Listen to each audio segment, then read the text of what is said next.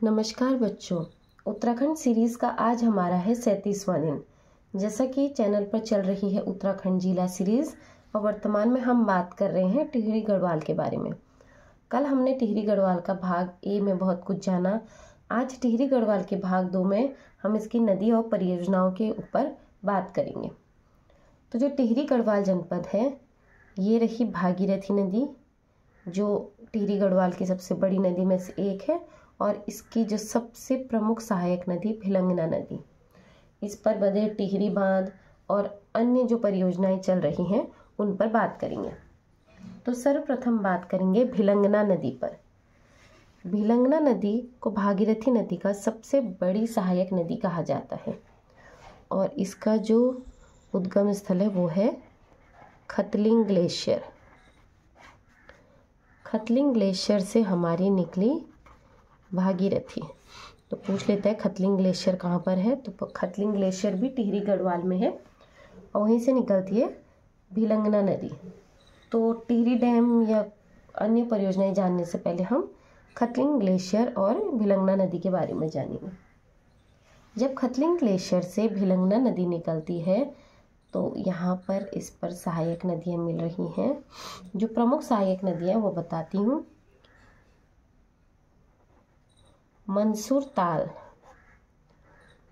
ताल से निकलती है दुग्ध गंगा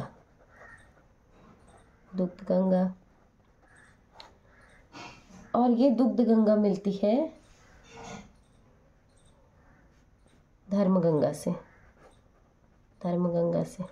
और धर्मगंगा अगर पूछे कहाँ से निकलती है तो ये निकलती है सहस्त्र ताल से। कुछ आगे चलकर ये नदियाँ मिलती हैं बालगंगा पर और जो बालगंगा का जो उद्गम स्थल है वो है महासर ताल से निकली बालगंगा। दुग्ध गंगा धर्मगंगा जहाँ पर बालगंगा से मिलती हैं उस स्थान का नाम है बूढ़ा केदार। इसको कहा जाता है बूढ़ा केदार, जहाँ पर धर्मगंगा, दुग्ध गंगा और बालगंगा का संगम हो रहा है। यहाँ से आगे जाने पर यह बालगंगा मिलती है हमारी भिलंगना नदी से। भिलंगना नदी जो भागीरथी नदी की सबसे बड़ी सहायक नदी है। तो ये भिलंगना से जहाँ पर मिलती है उसे बोलते हैं घनसाली के पास हमारा संगम हो रहा है बालगंगा और भिलंगना नदी का। और इसी भिलंगना नदी पर ही हमारी एक परियोजना है जिसका नाम है भिलंगना जल विद्युत परियोजना। ये हो गया। इसके अलावा जो सहस्त्रताल से धर्मगंगा निकली उस धर्मगंगा पर भी एक परियोजना है जिसका नाम है झालाकोट परियोजना धर्मगंगा पर है। तो पूछे टिहरी जनपद में कौन सी परियोजनाएं हैं तो दो तो आपको यहाँ पे पता चल गई। भिलंगना नदी पर है भिलंगना जल विद्युत परियोजना और धर्मगंगा पर है हमारी झालाकोट परियोजना। ये कल हमने भागीरथी के सहायक नदी पे बात और उस पे कौन कौन सी परियोजनाएं हैं। अब बात करेंगे भागीरथी नदी की। हम यहाँ पर जिलेवार पढ़ रहे हैं तो नदी तंत्र में आपको शुरू से तो बताऊंगी नहीं कहाँ से कौन सी नदी निकली। मैंने आपको नदी तंत्र में भागीरथी नदी पूरा पढ़ा रखा है, आप वहाँ से देख लीजिए। यहाँ पर हम सिर्फ टिहरी जनपद की बात कर रहे हैं। तो टिहरी जनपद पर भागीरथी जहाँ से एंटर करती है कुछ दूरी पर एक जगह है जिसका नाम मैं यहाँ पर लिखती हूँ, जिसका नाम है भलियाना। इस भलियाना पर मिलती है हमारी ये आ रही है नदी, इसका नाम है जलकपुर नदी किसकी सहायक नदी हो गई? भागीरथी नदी की। और कुछ आगे चलकर इसी नदी पर हमारा प्रसिद्ध पुल है डोबरी चांटी पुल। ये हो गया डोबरी चांटी पुल किस नदी पर है, तो भागीरथी नदी पर स्थित है। जहाँ पर भिलंगना नदी और भागीरथी नदी मिलती हैं उसको क्या कहा जाता है, मोस्ट इम्पॉर्टेंट, इसको कहा जाता है गणेश प्रयाग। और कल की क्लास में बताया था कि टिहरी गढ़वाल का एक नाम क्या है, गणेश प्रयाग भी है।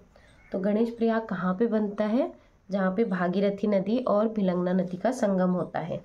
हाँ, अभी ये जो गणेश प्रयाग है ये टिहरी डैम के अंदर ही समा चुका है, लेकिन संगम पे क्या बनता है पूछा जाए तो गणेश प्रयाग।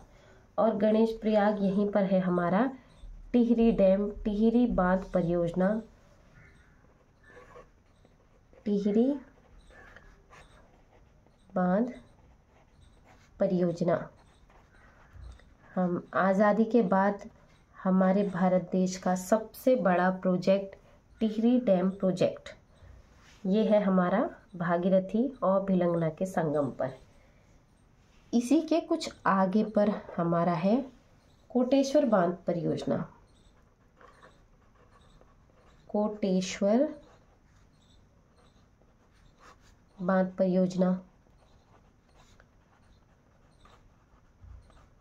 कोटेश्वर बांध परियोजना भी किस नदी पर है आएगा, तो भागीरथी नदी पर स्थित है।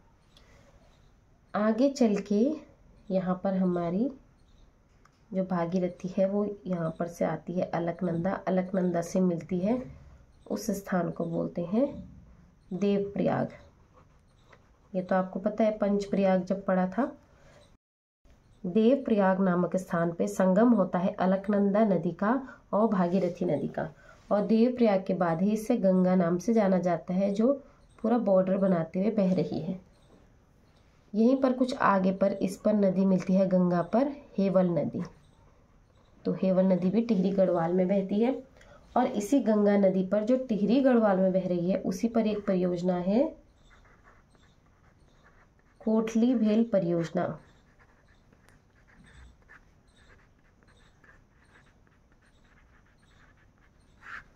ये हो गया 5।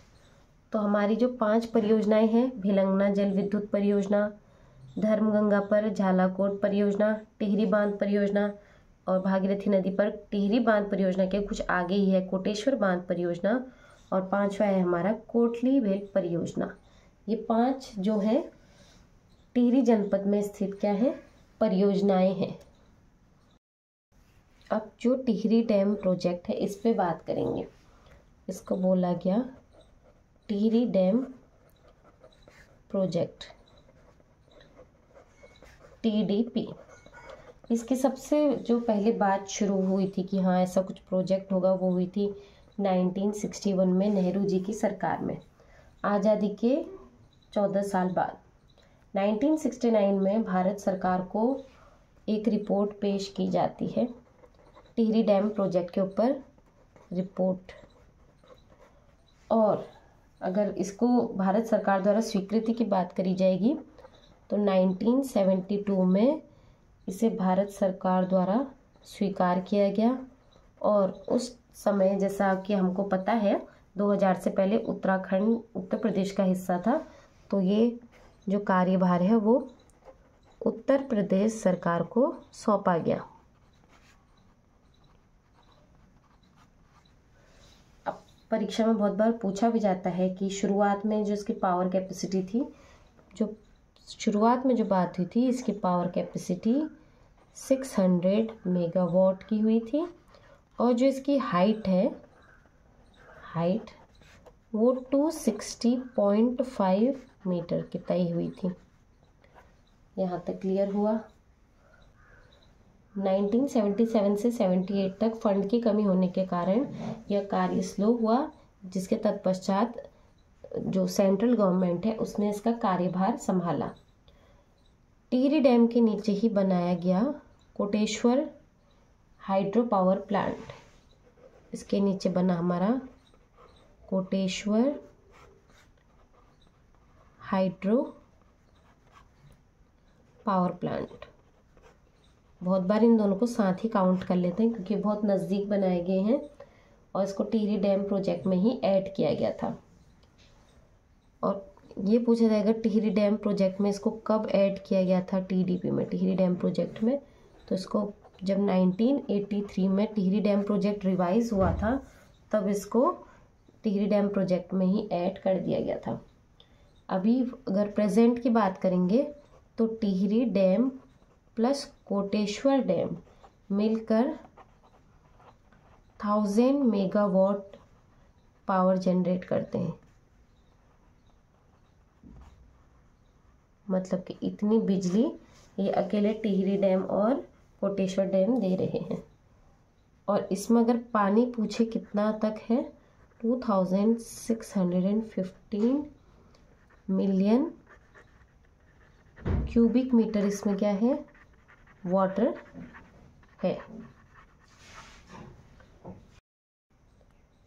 टिहरी बांध निर्माण के फलस्वरूप शासन ने टिहरी के विकल्प के रूप में पुरानी टिहरी से, जहाँ पे टिहरी डैम है उसको पुरानी टिहरी बोला गया, उससे 24 किलोमीटर दक्षिण दिशा की ओर और यहाँ पर ऋषिकेश है, ऋषिकेश से 60 किलोमीटर की दूरी पर बसाया नई टिहरी। नई टिहरी का निर्माण क्यों किया गया? क्योंकि जब डैम बनेगा तो आसपास के बहुत से गांव जो हैं उस डैम में समा गए थे, तो उन लोगों को बसाने के लिए एक नया शहर बनाया गया नई टिहरी नाम से। और ये कब बसाया गया? ये बसाया गया 1983 में, जब ये प्लान रिवाइज हुआ था। और लोगों का जो पुनर्वास करना शुरू किया था वो भी 1983 में हुआ था।